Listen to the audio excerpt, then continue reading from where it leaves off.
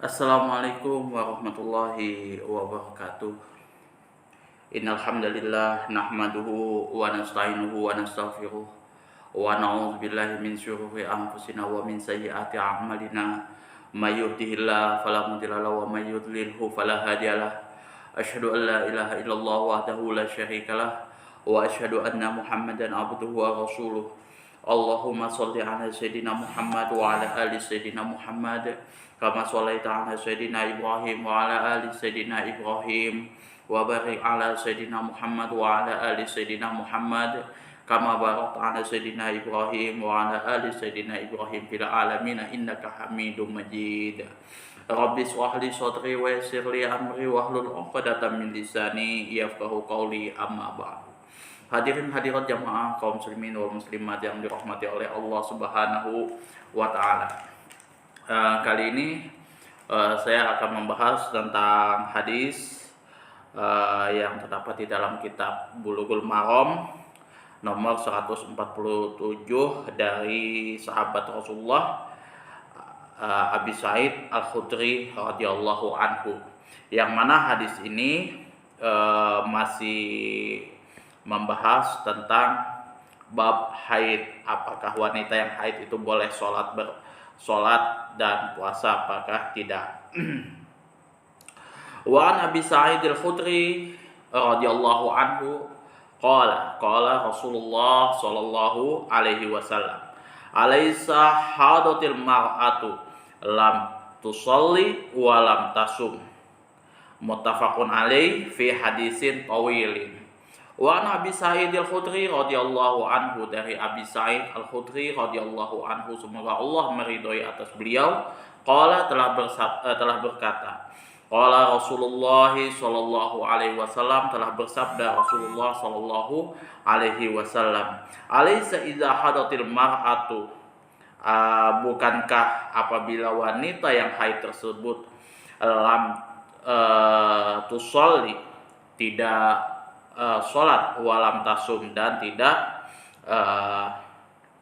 berpuasa. Muttafaqun alaih, hadis ini disepakati oleh Imam Bukhari dan Muslim di dalam kedua kitabnya dari sahabat yang sama, fi hadisin tawilin. Itu hadis ini terdapat dari potongan hadis yang sangat panjang di dalam sahihnya. Nah, kalau kita lihat makna keseluruhannya adalah akal dan pikiran wanita tersebut lemah, ya. Jadi wanita itu cenderung labil, dia memang nggak sekuat laki-laki di dalam mengontrol akal dan pemikirannya.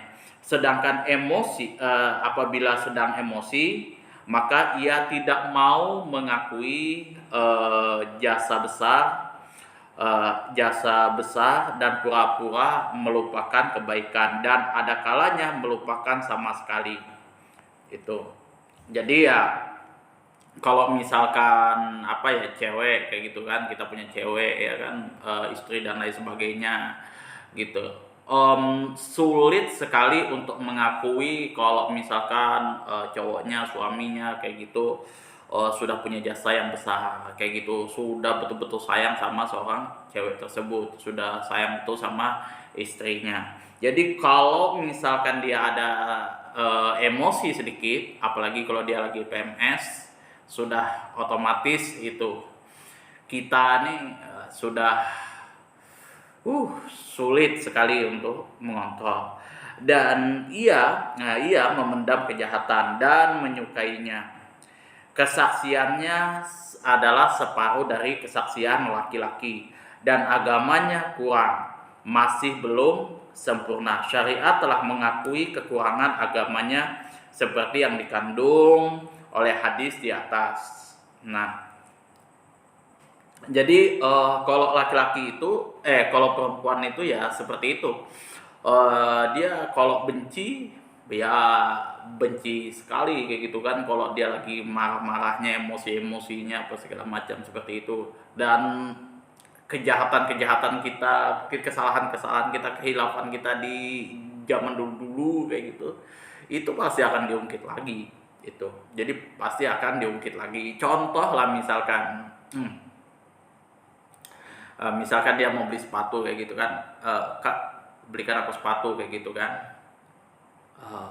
Waduh ini uang masih belum ada deh kayak gitu. Ini kita masih belum gajian.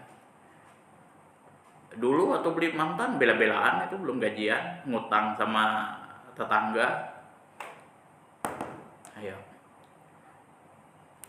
Yang dulu istilahnya masih kita belum nikah, masih pacaran kayak gitu kan, ya masih ketahuan selingkuh dengan mantan kayak gitu, membelikan sepatu mantan itu ketahuan sama dia kayak gitu. Nah ya istilahnya itu masalah itu sudah selesai tapi nanti akan diungkit itu. Kemudian kita lanjut hadisnya. Wanita tidak sadar dengan apa yang dia katakan. Apabila engkau melupakan tuntutannya sekali saja, niscaya ia akan melupakan semua apa yang telah kita berikan. Nah, kemudian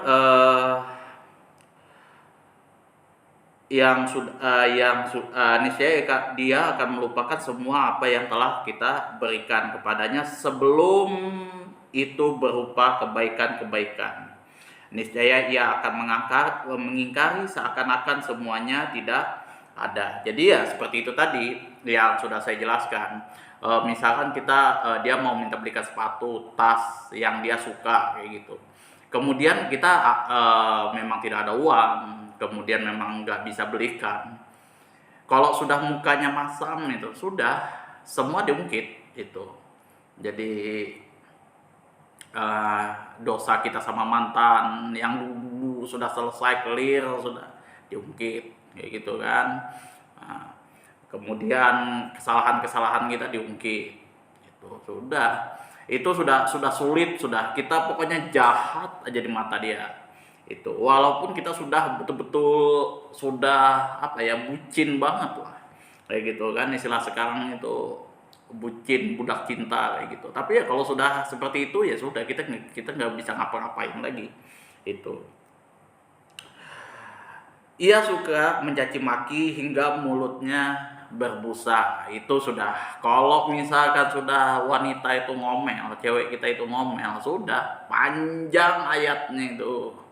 Pokoknya kita tuh cuman bisa diam, kemudian kita kasih dia minum kayak gitu, suruh dia tarik napas gitu pelan-pelan. Itu satu kali yang dia mau, tapi kita nggak hirau-hirau kayak gitu kan. Kita sosok nggak tahu atau mungkin kita nggak ada uang kayak gitu. Kemudian cewek itu ia pandai merayu hati dan menguasai akal melalui kata-katanya yang memukau bagaikan sihir, lagi manis seperti madu. Semoga Allah memperbaiki dan menunjukkan jalan yang lurus kepada kita. Jadi kalau misalkan kita cowok itu jangan terlalu innocent ya kan. Jangan terlalu jangan terlalu lugu lah terhadap cewek itu. Dia kalau misalkan ya istilahnya pengen sesuatu itu ya sudah, pokoknya kebaikan kita tuh diangkat-angkat kayak gitu kan. Itu kalau sudah cewek seperti itu sudah, kok tumben kamu kerenan sekarang berubah kayak gitu. Itu kalau aku tuh sudah langsung ngomong aja belak-belakan, mau butuh bantuan apa kira-kira gitu kan, mau nyuruh apa, ngomong aja langsung. Itu biasanya sudah pasti sudah itu, angkatkan itu suruh bersih-bersih apakah, buang sampah kah, atau segala macam, sudah itu sudah pasti itu. Jadi kita nggak usah terlalu yang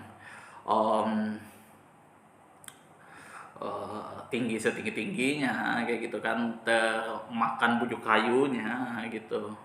Nah, ujung-ujung ya dia langsung ngomong tuh, piring bersihin, cuci piring. Nah, sudah itu sudah otomatis sudah itu. Jadi ya itu tadi, kalau misalkan cewek itu kita tidak membelikan sesuatu yang dia pengen, nah Tuh semua tuh seribu kejahatan kita tuh diungkitnya semua. Panjang ayatnya dia kalau lagi apalagi ngomel, lagi marah-marah itu sudah itu kita yang katanya dulu gagah kayak gitu kan, wah keren tampan itu sudah nggak ada lagi, sudah jahat aja pokoknya itu.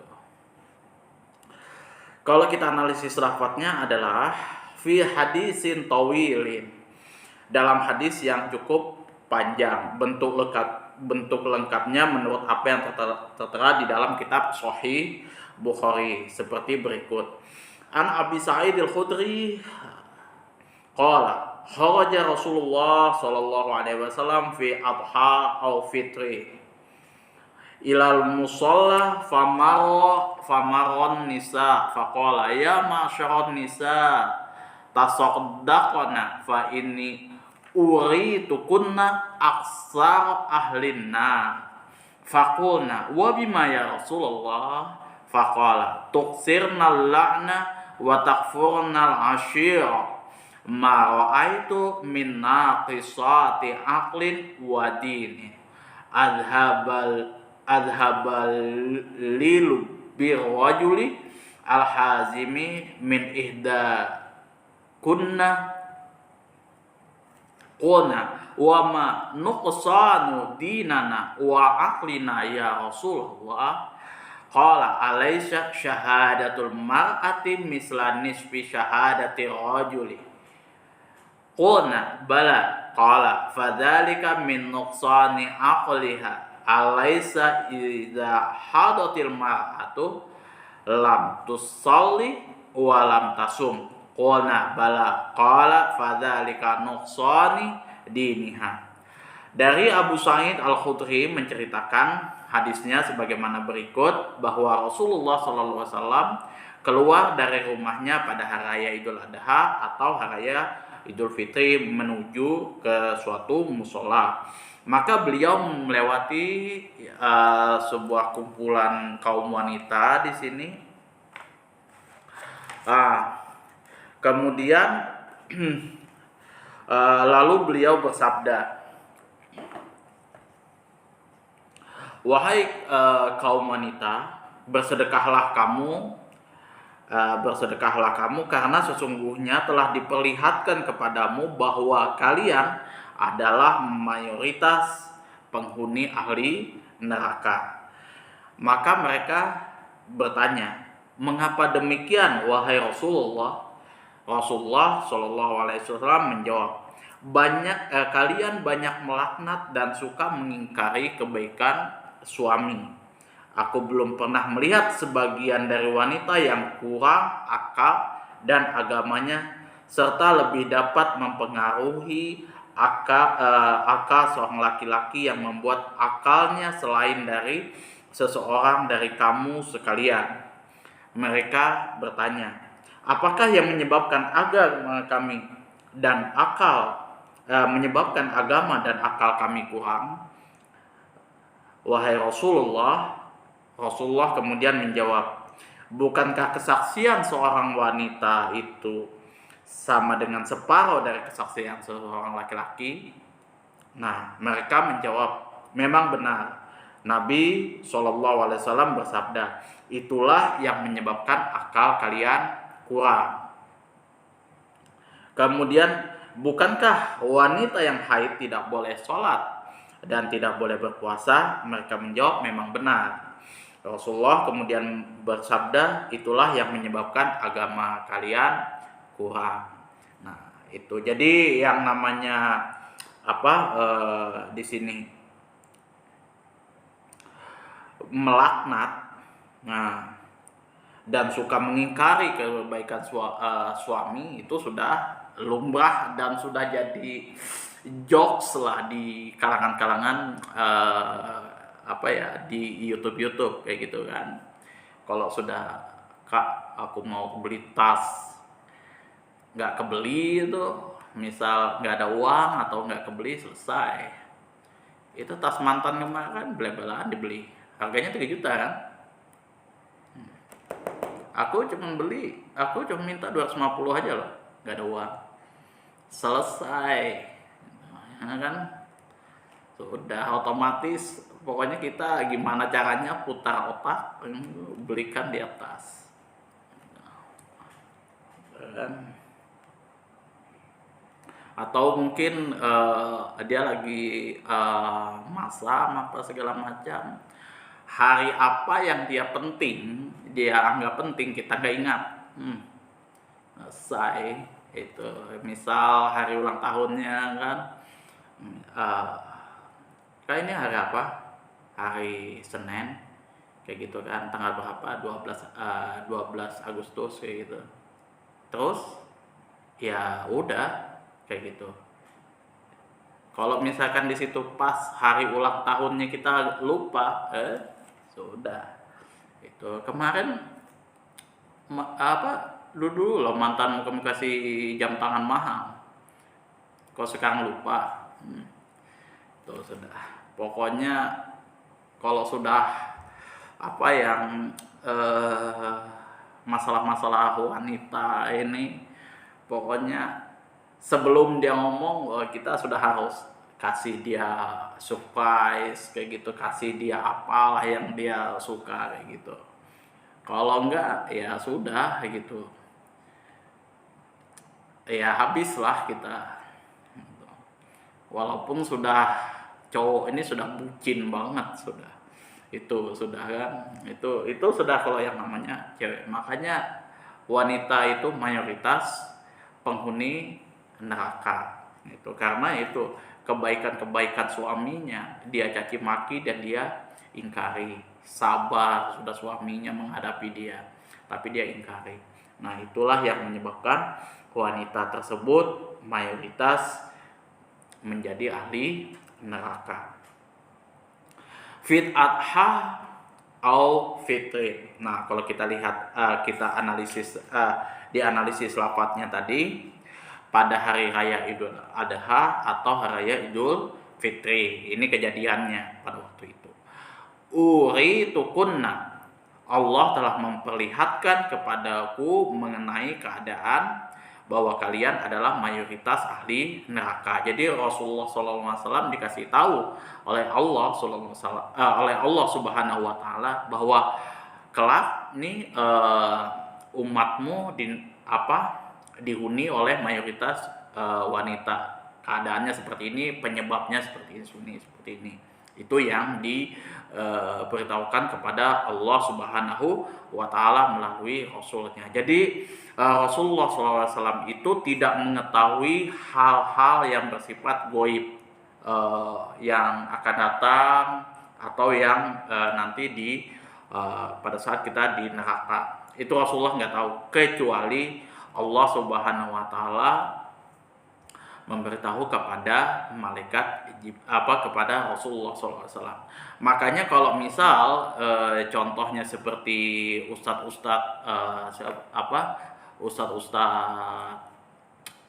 akhir zaman yang dia hitung angka-angka kayak gitu, ini nanti turun sekian, itu jangan dipercaya. Kalau yang namanya sudah yang berhubungan dengan goib, itu akhir zaman dan lain sebagainya, apa yang diterangkan oleh Al-Quran dan hadis, ya sudah seperti itu, cukup. Itu jangan sampai dilebih-lebihkan, dibikin lagi teori konspirasi dan lain sebagainya, ya ujung-ujung akhirnya menuduh kepada seseorang. Itu nauzubillah min zalik. Kemudian tuksir nalang, itu banyak mengucapkan kata-kata laknat. Ini jadi istilahnya, karena perempuan itu ya itu banyak dia mengucapkan kata-kata laknat, babi misalkan. Sudahlah, itu sudah ini kan. Takfurna asyir, mereka banyak mengingkari kebaikan suami dan melupakan jasa-jasanya. Jadi yang namanya suami sudah pulang pagi,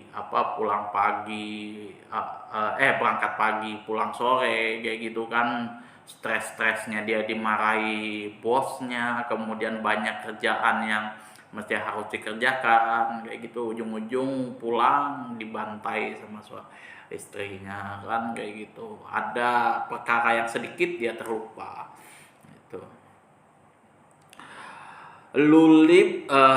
Lilubbir rajuli hadimi, yaitu terdapat hati atau akal lelaki yang kuat dan sempurna akalnya. Latus hal latus hali walam tasum, latus soli walam tasum, dilarang mengerjakan sholat dan berpuasa selama masa haid. Nah, nafi di sini dalam kalimat bermakna nahi. Jadi lam di sini bukan lam nafi, tapi ini bermakna nahi, larangan.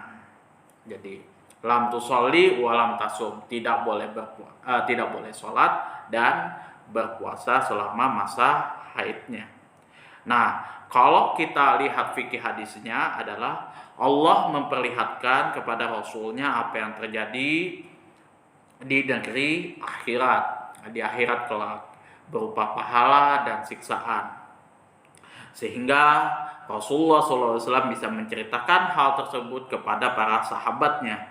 Tujuannya agar orang tersebut yang baik akan bertambah kebaikannya dan orang yang buruk akan menghentikan perbuatan buruknya, ya seperti itu halnya wanita-wanita, ya kan, istilahnya ya oke lah dia sudah punya sisi buruknya kayak gitu kan, suka ngungkit-ngungkit keburukan-keburukan kita, suka melaknat dan sebagainya, maka itu dihentikan. Kalau seorang wanita sudah melakukan kewajiban-kewajibannya terhadap suaminya, sudah berbuat baik semaksimal mungkin kepada suaminya dan mengetahui hal-hal ini, maka dia akan bertambah kebaikannya. Nah, ini juga nilai plus bagi seorang istri tersebut, seorang wanita tersebut. Yang kedua, fikih hadisnya adalah anjuran untuk bersedekah, karena sesungguhnya sedekah itu dapat menghilangkan kemurkaan Allah Subhanahu wa Ta'ala. Jadi ketika kita banyak berbuat salah, banyak bermaksiat itu, nah di sini anjurannya untuk banyak bersedekah, karena ini dapat menghilangkan kemurkaan Allah Subhanahu wa Ta'ala. Kemudian yang ketiga, pembuktian adanya neraka, ya kan. Kalau ada yang tidak percaya dengan neraka, ya mungkin nanti kita bisa lihat nanti kan, ya sama halnya kita kalau misal ini jangan mencuri nanti di penjara, ya silahkan, ada yang tidak percaya penjara kayak gitu kan, ujung-ujung dia mencuri, ditangkap polisi dan dia baru melihat apa itu penjara, bisa merasakan penjara itu sendiri. Nah, kemudian yang keempat, wanita adalah mayoritas penghuni neraka karena mereka sering mengingkari kebaikan suaminya dan mengucapkan kata-kata laknat. Itu ya kata-kata yang kasar, kata-kata yang ini kan, itu nggak boleh. Dan mengingkari kebaikan suami itu juga menyebabkan kemurkaan Allah Subhanahu wa Ta'ala. Jadi ya kebaikan suami itu mesti harus dijunjung tinggi itu kan. Jangan sampai kebaikan-kebaikan suami itu banyak diingkari, kemudian kita ingkari hanya karena satu kesalahannya. Kemudian yang kelima, dalil yang menunjukkan kurang akalnya wanita sebab bab persaksiannya dianggap separuh daripada kesaksian laki-laki. Nah, ini yang menyebabkan separuh akal wanita itu. Dengan kata lain, untuk mengimbangi kesaksian laki-laki yang harus ada 2 wanita. Jadi 1 orang laki-laki itu bandingannya itu 2 orang perempuan. Itu. Jadi kalau misalkan perempuan misalkan jadi harus 2, kalau misalkan laki-laki itu cukup 1. Yang keenam, dalil yang menunjukkan kurangnya agama wanita, sebab wanita tidak boleh sholat dan puasa dalam masa haidnya dan juga masa nifasnya. Jadi dia tidak boleh sholat dan puasa pada saat haid dan nifas. Yang ketujuh, toharoh merupakan syarat bagi sahnya sholat dan puasa. Kemudian yang kedelapan, wanita yang haid diwajibkan mengqadha puasanya, tetapi tidak wajib mengqadha sholatnya. Karena ada nas yang mengatakan wajib qadha puasa, sedangkan sholat sedangkan sholatnya tidak. Karena makosatnya telah jelas mengingat bilangannya cukup banyak. Jadi kalau misalkan puasa bisa dikodok, tapi kalau sholat nggak usah, karena hitungannya sudah terlampau terlampau banyak kayak gitu kan, dan memang sudah harus dia tinggalkan gitu. Jadi nggak apa-apa kalau dia tidak mengkodok sholatnya. Sedangkan agama menganjurkan kepada hal yang mudah. Jadi kalau misalkan seorang perempuan itu terpaksa meninggalkan sholat karena haid, ya sudah, tidak usah mengqadha sholatnya. Jadi cukup langsung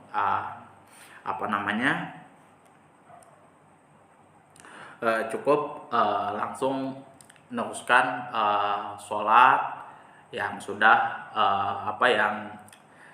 yang mau dia kerjakan kayak gitu. Nggak usah mengqadha sholat-sholat yang sudah dia tinggalkan, karena itu sudah keharusan dari syariat agama Islam untuk meninggalkan sholat dan puasanya. Kalau puasa gitu kan di qadha kayak gitu, karena puasa kan jelas tuh 30 hari kan. Jadi di hari-hari yang lain boleh bisa di qadha. Itu saja yang saya dapat sampaikan. Mudah-mudahan ini bisa menjadi pelajaran buat teman-teman semuanya, ya. Dan di sini pun saya tidak berniat untuk merendahkan derajat wanita, ya, karena inilah kenyataan yang yang diajarkan oleh Rasulullah SAW di dalam kitab Bulughul Maram, di dalam hadisnya. Dan mudah-mudahan ini bisa menjadikan introspeksi kepada kita semua untuk menjadi seseorang yang sempurna, yang beriman, berislam, beriman, dan bertakwa itu. Jadi, dan ini pun juga bukan jadi senjata buat seorang laki-laki untuk menindas istrinya. Kemudian juga di sini apabila ada hal-hal yang ingin ditambahkan, silahkan teman-teman bisa atur di kolom komentar.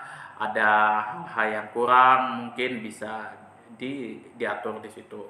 Nah, kemudian sebagaimana biasa ya, kalau memang ada yang mau didiskusikan, silahkan di situ.